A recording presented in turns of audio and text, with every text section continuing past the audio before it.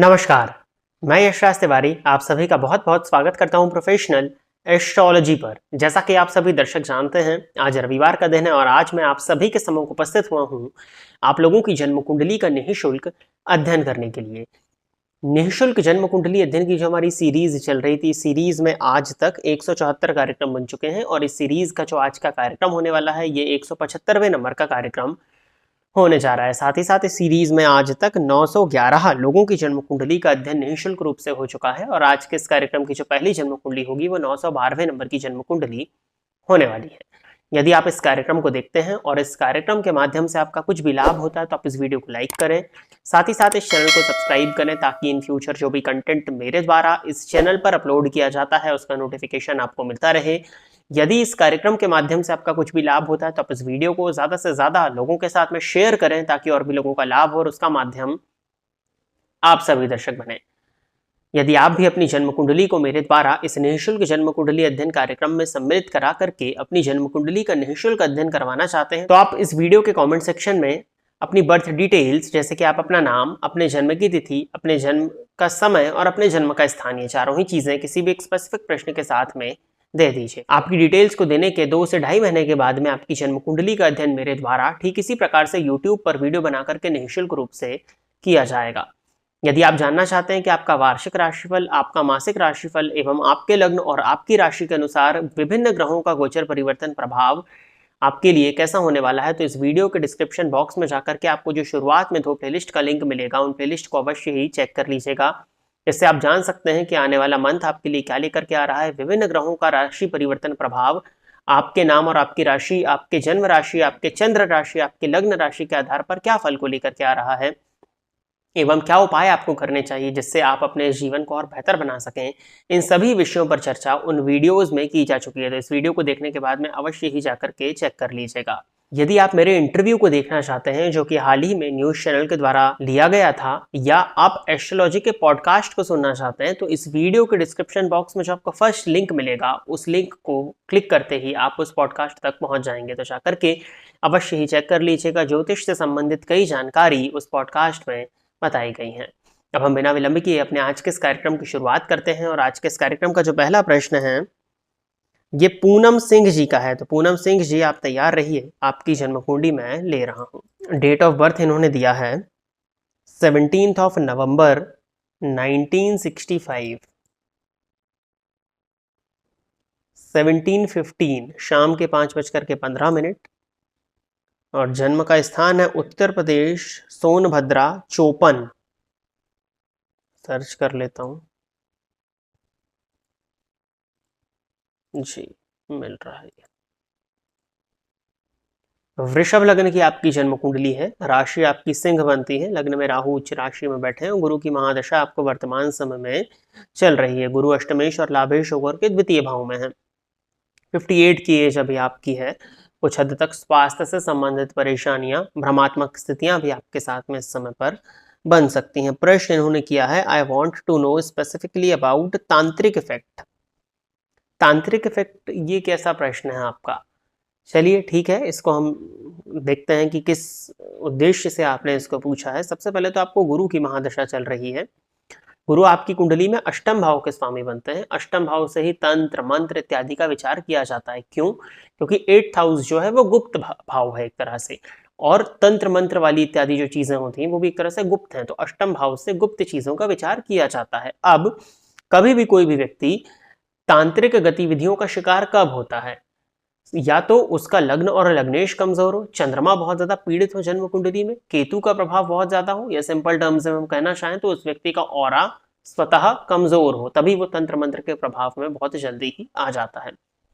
वैसे आज के समय में किसी के पास में इतना समय नहीं है कि वो आप पर तंत्र मंत्र करे, और दूसरी चीज किसी के पास में इतना समय हो भी तो ऐसे तंत्र मंत्र के जानकार प्रॉपर वे में आज के समय में नहीं है, और जो हैं वो अपने में रहते हैं, उनको कुछ बहुत ज्यादा इन सब चीजों से करने कराने में इंटरेस्ट होता नहीं है। अष्टमेश की महादशा आपको वर्तमान समय में चल रही है, और अष्टम भावस्थ जो शुक्र हैं आपके लग्नेश हैं उनकी अंतर्दशा आपको चल रही है। तो संभावनाएं इस बात की बनती हैं कि तंत्र मंत्र से संबंधित गतिविधियों में आपका इन्वॉल्वमेंट हो, आप उसमें जाने की इच्छा रखते हो, उसमें जानने का आपका मन करता हो क्योंकि लग्नेश होकर के अष्टम में है, या ये भी हो सकता है कि आप इन चीजों के प्रभाव में बहुत ही शीघ्र आ जाएं। आपकी कुंडली में चंद्रमा चतुर्थ भाव में बैठे हुए हैं जहां पर वो दिग्बली होते हैं परंतु शनि की दृष्टि से दृष्ट हैं, और नवमांश कुंडली में आपकी चंद्रमा और केतु की युति बनी हुई है, और आपका जन्मांक का जो लग्नेश है वो नवमांश कुंडली में अष्टम भाव में नीच राशि में बैठ करके शनि की दृष्टि से और मंगल की दृष्टि से दृष्ट है। तो कहीं ना कहीं ये ऑरा को कुछ हद तक कमजोर तो प्रदर्शित कर ही रहा है। लग्न में राहु भी कई बार व्यक्ति को तांत्रिक गतिविधियों में बहुत ज्यादा इन्वॉल्व करा देता है। तो आपकी जन्म कुंडली को देख करके इस बात की संभावनाएं बनती हैं कि तांत्रिक इफेक्ट में आप हो सकते हो। अब इसमें देखना होगा कि क्या है, ये आपसे बात करने के बाद में पता चलेगा, क्योंकि देश काल और पात्र इसके बारे में बिना जाने आपको कोई भी फुल्ली प्रेडिक्शन इस विषय में नहीं दी जा सकती है। कुछ सामान्य उपाय मैं आपको बताता हूँ। अपने इष्ट की आराधना करिए, इष्ट की साधना करने से आप इन गतिविधियों से बहुत हद तक बच जाएंगे। हनुमान चालीसा का पाठ अधिकाधिक मात्रा में कम से कम 3 पाठ तो नित्य आपको करने चाहिए, और हनुमान चालीसा से अभिमंत्रित जो जल होता है उस जल का छिड़काव पूरे घर पे करिए। साथ ही साथ 7 शनिवार लगातार आप छायादान करिए, और उसके बाद हर मंथ में एक बार आप छायादान करते हो तो ये करना भी आपके लिए बेनिफिशियल होगा। आगे बढ़ते हैं। अगली जन्म कुंडली जो है ये पुनीत कुमार जी की है। तो पुनीत जी आप तैयार रहिए, आपकी जन्म कुंडली मैं ले रहा हूँ। डेट ऑफ बर्थ इन्होंने बताया हुआ है 28 ऑफ अप्रैल 1999। जन्म का समय है 1:35 PM।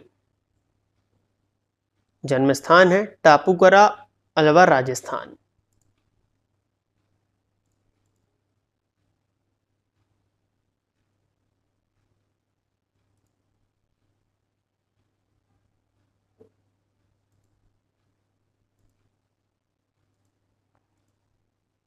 सिंह लग्न की आपकी जन्म कुंडली बनती, राशि आपकी कन्या है, राहु की महादशा में सूर्य का अंतर वर्तमान समय में चल रहा है। इनका प्रश्न है कि मैं बहुत स्ट्रगल कर रहा हूँ, 9 मंथ से जॉब नहीं है, मेमोरी खत्म हो चुकी है, पता नहीं किसी ने ब्लैक मैजिक तो नहीं किया है।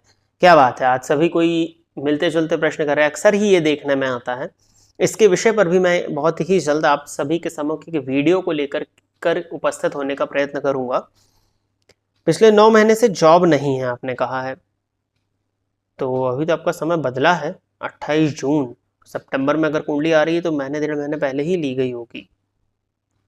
आपकी कुंडली तो दिखा रही है कि वर्तमान में प्रेजेंटली 8 सितंबर को आपको वीडियो मिल रहा है, तो आप 8 सितंबर को ही काउंट करिए क्या प्रेजेंटली जॉब में होने चाहिए। आपकी कुंडली तो आपको जॉब में प्रदर्शित कर रही है प्रेजेंट इसी समय पर, जिस समय पर आप इसको देख रहे हैं।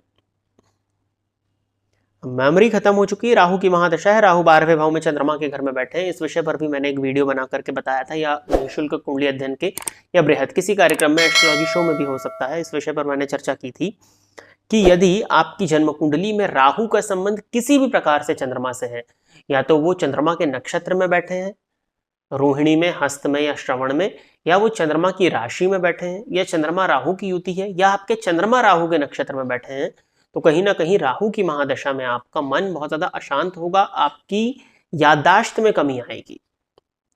तो वो राहु की महादशा की वजह से है। ब्लैक मैजिक वाली बात तो मैं आपके केस में उतना ज्यादा नहीं कहूंगा, हाँ नजर आपको जरूर लग सकती है। षष्ठस्थ केतु पर शनि की दृष्टि का पड़ना, इसके पहले वाले अध्ययन को जो पूनम सिंह जी का था वो आप सुन लीजिएगा कि किस वजह से जो है ब्लैक मैजिक जैसी इत्यादि चीजें आपके साथ में होती हैं। बट ब्लैक मैजिक वाला केस आपकी कुंडली में मुझे नहीं दिखता, क्योंकि आपकी कुंडली में सूर्य उच्च राशि में षडबल में बली होकर के बैठे हैं, और नौमांश में आपके सूर्य स्वग्रही है, हालांकि पीड़ित है बट स्वग्रही है, और सूर्य शनि की युति के कारण भी सूर्य का बल वहां घट जाता है। लेकिन षडबल में आपके सूर्य को बल मिल रहा है, उसके पीछे रीजन है वो मंगल की दृष्टि से दृष्ट है, और जन्म आपका दिन का है। भाग्य भाव में सूर्य कारक होते हैं, वो आपके लग्नेश है, और सूर्य वैसे भी उनको बल, एक नैसर्गिक बल तो मिलता ही है, नैसर्गिक रूप से सबसे बली प्लैनेट है।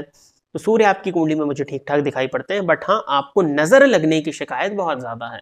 राहु की महादशा है, चंद्रमा पर केतु की दृष्टि का पड़ना, लग्नेश और शनि की युति है, कहीं ना कहीं सूर्य शनि की युति, तो नजर लगने की स्थिति आपके साथ में है। नौमांश में भी आपके सूर्य पर राहु की दृष्टि पड़ रही है, जिसके चलते नजर लगने की स्थिति आपके साथ में बन सकती है। और अगर इन सब चीजों को भी आप हटा दें तो आपकी कुंडली में शनि जो कि आजीविका के कारक है वो नीच राशि में है, षडबल में बहुत ज्यादा वीक है, जिसके चलते भी आपको थोड़ी परेशानी जा रही है। कर्म स्थान का स्वामी शुक्र है, शुक्र के पास भी स्थिति अच्छी है, बट नवमांश में वो कुछ हद तक पीड़ित हो रहे हैं। तो कुछ चीजें जरूर है, राहु की महादशा आपको बहुत ज्यादा डिस्टर्ब कर रही है। गुरु की महादशा में मैं आने वाले समय में चीजों को बेटर होते हुए देखता जरूर हूँ, और हो सकता है अभी आपको नजर लगी हो। आप भी जो इसके पहले वीडियो में जो छायादान का उपाय बताया हुआ है, तो 7 शनिवार लगातार छायादान करिए, उसके बाद हर मंथ एक बार छायादान करिए। लाजवर्त बनवा करके लेफ्ट हैंड की मिडिल फिंगर में धारण करिए। गणेश जी का मंत्र ओम गंग गणपतये नमः, इस मंत्र का नित्य 7 माला आप जाप करिए। इन उपायों को करिए और हनुमान जी की पूजा करिए थोड़ा सा, अगर आपको ऐसी चीजें लग रही हैं तो।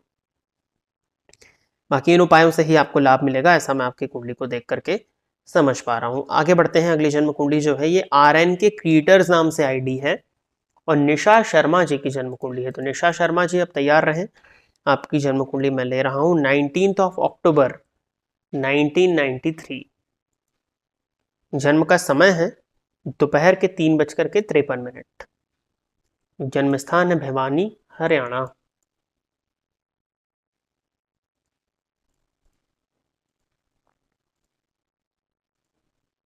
निशा जी आप कुंभ लग्न के हो, राशि आपकी वृश्चिक बनती है और चंद्रमा राहु की युति, शुक्र में केतु का अंतर वर्तमान समय में आपको चल रहा है। प्रश्न है इनका, sir I am pregnant and want to know about my child, वो कैसा होगा एंड मेरे योग क्या चल रहे हैं। देखिए इन्होंने बताया है कि ये प्रेग्नेंट हैं, अपने होने वाले बच्चे के विषय में जानना चाहती हैं कि वो कैसा होगा और किस तरह के योग चल रहे हैं। देखिए आपकी कुंडली में सबसे पहले तो आपकी कुंडली आई है, तो मैं उस विषय में आपकी कुंडली से जितना संभव होगा वो मैं आपको बताने का पूरा प्रयत्न करूंगा।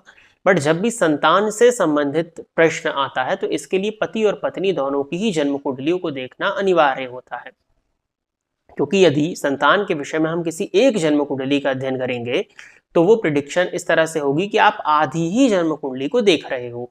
इसके पीछे क्या कारण है कि जब संतान का सुख मिलेगा तो पति और पत्नी दोनों को बराबर मात्रा में मिलेगा, और संतान उत्पत्ति का जो कार्य है वो पति और पत्नी दोनों के द्वारा किया जाता है। इसीलिए पति और पत्नी दोनों की ही जन्म कुंडलियों को देखना अनिवार्य होता है जब संतान से संबंधित प्रश्न हमसे पूछा गया हो। तो फिर भी आपकी कुंडली में यदि मैं देखूं तो वर्तमान समय में शुक्र में केतु का अंतर चल रहा है। शुक्र अब आपके लिए भाग्य, शुक्र के 6ठे भाव में नीच राशि में बैठे हुए हैं, केतु की दृष्टि से दृष्ट। संतान भाव के स्वामी बुध बनते हैं जो कि भाग्य भाव में बैठे हैं और शुक्र के घर में, और शुक्र नीच राशि में है, तो थोड़ी सी कमजोरी हो गई। परंतु संतान भाव का स्वामी अपने से 5वें गया है। संतान भाव पर संतान कारक गुरु की दृष्टि का पड़ना, हालांकि वो स्वतः बाल्यावस्था में है लेकिन वर्गोत्तमी है, षडबल में वीक है, लेकिन संतान भाव पर गुरु की दृष्टि को हमें मानना होगा। दूसरी चीज, संतान भाव के स्वामी का संतान के कारक के साथ में युति बनाना एक पॉजिटिव पॉइंट है। अब आपकी कुंडली को देखा जाए तो संतान भाव पर केवल और केवल गुरु की दृष्टि पड़ रही, जो कि एक अच्छी चीज है, और वर्तमान समय में शुक्र में केतु का अंतर आपको चल रहा है। वैसे तो संतान का सुख आपकी कुंडली में मैं ठीक मात्रा में देख पा रहा हूं, और कौन सा मंथ है आपका, अगर यह आप और बता देते तो ये बहुत ज्यादा बेटर होता। लेकिन फिर भी संतान ओवरऑल आपकी कुंडली में मुझे, चूंकि गुरु की दृष्टि संतान भाव पर है, तो ठीक दिखाई दे रही है। संतान के सुखों में हो सकता है वो बाद का विषय है, बट आपका जो ओवरऑल जो मैं देख पा रहा हूं कि जो चाइल्ड की स्थिति है आपकी जन्म कुंडली के आधार पर, पति की कुंडली से हो सकता है प्रेडिक्शन बदले, बट आपकी जन्म कुंडली के हिसाब से मुझे संतान की स्थिति ओवरऑल ओके दिखती है। मैं बहुत अच्छी इसलिए नहीं कह रहा हूं क्योंकि संतान भाव के स्वामी जिस राशि में बैठे हैं उस राशि का स्वामी नीच का है, लेकिन आपकी कुंडली में गुरु की दृष्टि संतान भाव पर है, संतान भाव के स्वामी का संबंध गुरु के साथ में है, जिसके चलते ओवरऑल संतान की स्थिति मुझे ठीक या एवरेज टू गुड दिखाई देती है। तो संतान को लेकर के आपको बहुत ज्यादा चिंता करने की जरूरत नहीं है। महादशा भी आपको भाग्येश के शुक्र नीच के जरूर है, बट उनका नीचत्व मैं भंग मान लेता हूं एक तरह से। अगर भंग भी मान लेते हैं तो शुक्र में केतु का अंतर है, नवम पंचम योग में है, तो कोई बहुत ज्यादा चिंता करने की जरूरत आपको नहीं है। और दिसंबर के बाद में ही कहीं ना कहीं डिलीवरी के योग आपके बनते हुए दिखाई दे रहे हैं, तो वो भी ठीक है। तो ओवरऑल ठीक है, संतान को लेकर के कोई बहुत ज्यादा चिंता करने की जरूरत नहीं है। बस हाँ, अपने मन को प्रसन्न चित्त रखने का प्रयास करिए। आपकी कुंडली में चंद्रमा नीच राशि में राहु के साथ है, फलतः आपकी संतान को भी कुछ हद तक चंद्रमा या मन से संबंधित परेशानियां, मन का अशांत होना, ये सब चीजें होंगी। तो आप इस समय पर जितना ज्यादा खुश रहोगे, अपने आप को एंटरटेन रखोगे, सैडनेस से दूर रहोगे, तो वो आपके संतान के लिए बहुत ज्यादा बेहतर होगा। तो वो करने का प्रयास करिए। भगवत नाम का स्मरण, अपने इष्ट के नाम का जप करना, भगवान कृष्ण के दर्शन करना, ये आपके लिए इस समय पर काफी बेनिफिशियल होगा। तो प्रिय दर्शकों, इतनी ही जन्म कुंडलियों को आज के इस कार्यक्रम में सम्मिलित किया गया था, और इतनी ही जन्म कुंडलियों का अध्ययन करने के लिए आज मैं आप सभी के समक्ष उपस्थित हुआ था। आशा करता हूं कि जितने भी लोगों की जन्म कुंडलियों का अध्ययन मेरे द्वारा इस निःशुल्क जन्म कुंडली अध्ययन के कार्यक्रम के माध्यम से किया गया वो सभी लोग संतुष्ट होंगे।